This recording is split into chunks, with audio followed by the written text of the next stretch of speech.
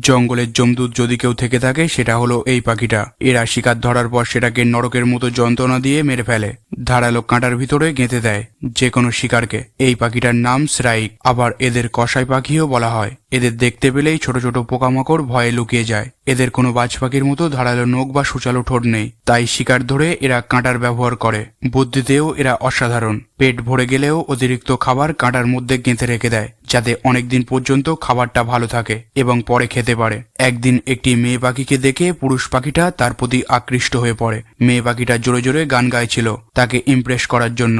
ছেলে পাখিটা একটি ইনসেক্ট উপহার হিসাবে এনে দেয়। উপহারটি পেয়ে মেয়ে পাখিটিও খুশি হয়ে যায়। এভাবেই তারা দুজন দুজনকে পছন্দ করে এবং একসময় জীবন সঙ্গী হয়ে ওঠে। এরপর তারা একটি সুন্দর জায়গা দেখে বাসা তৈরি করে। কিছুদিন পর মা পাখিটা একটি ডিম পাড়ে, তারপর ধীরে ধীরে 3টি ডিম দেয়। মোট 4টি ডিম পাড়ে।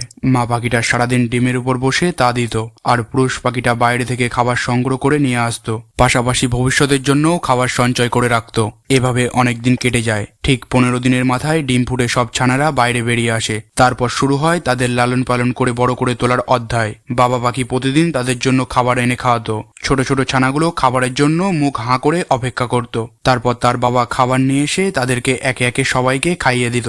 তখনও তাদের চোখ পুরোপুরি ফোটেনি। দিন যত এগোতে লাগলো ছানাগুলোও ধীরে ধীরে বড় হতে লাগলো, তাই তাদের অনেক বেশি খাবারের প্রয়োজন পড়ছিল।